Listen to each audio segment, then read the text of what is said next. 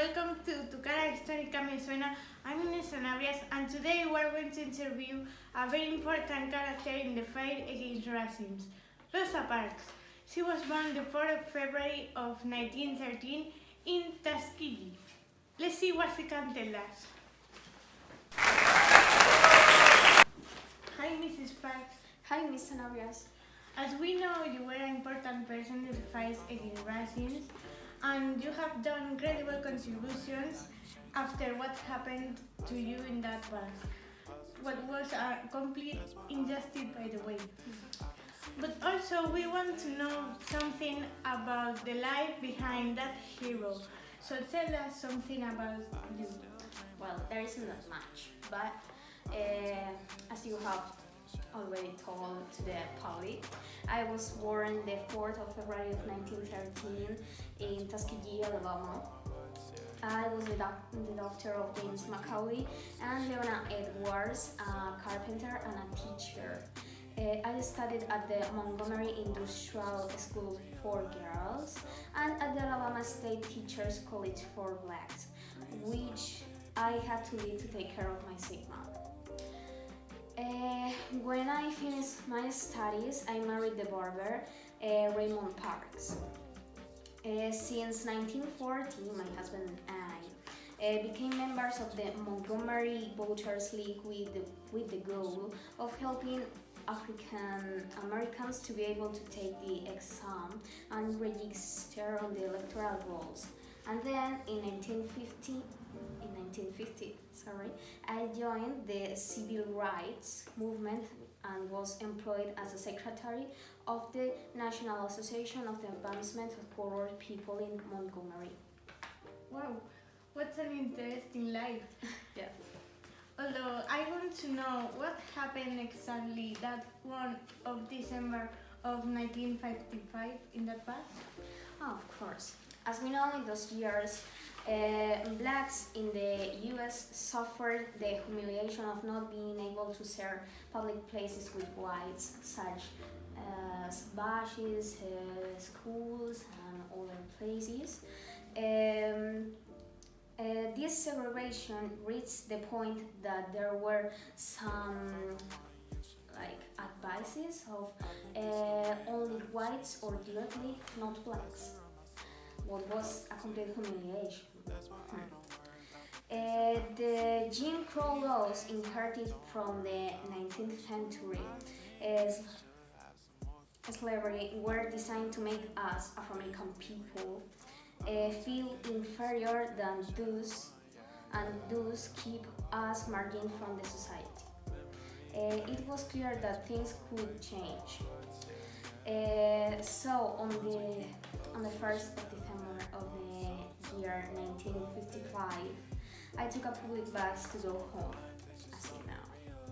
And at that time, the vehicles were marked by a line that was the whites were in the front part, and then the blacks were behind. I was in the middle part where blacks could have a seat, but only if whites didn't require it. So the bus was quite empty, but there were some seats behind. So a white man, a young man, entered, and the bus driver said to me that I should go to other side that was behind. And I had two mates in the seats. They went behind, but I didn't. I was tired, so I stayed.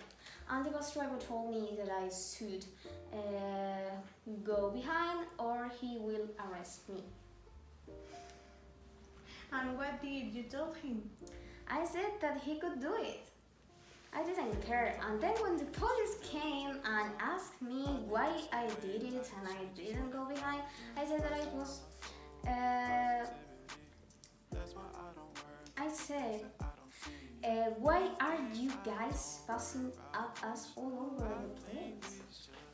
I was stoned but free. That day I was, as I have said already, I was so tired of giving in because we always had to give in. For the bus hole, I spent all the night in prison, and they made me to pay $14 as a fine. However, the case transcended and ended up giving voice to the movement for the end of segregation that had already begun to be noticed. I heard that you and Martin Luther King were mates. Is that true? Did he help you? Well, firstly, yes, an old, great and jaded, young and unknown Baptist pastor named Martin Luther King, a close friend of mine, organized a wave of anti-segregation protests on Montgomery's public buses that lasted 382 days. 30,000 Afro-Americans were those who participated by marching up to 9 kilometers. That's true.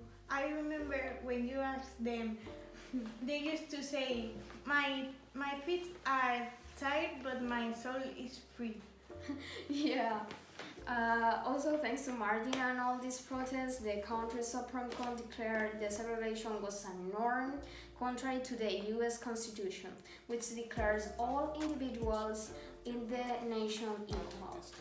A year later, the government abolished any type of discrimination in public places. What's an achievement?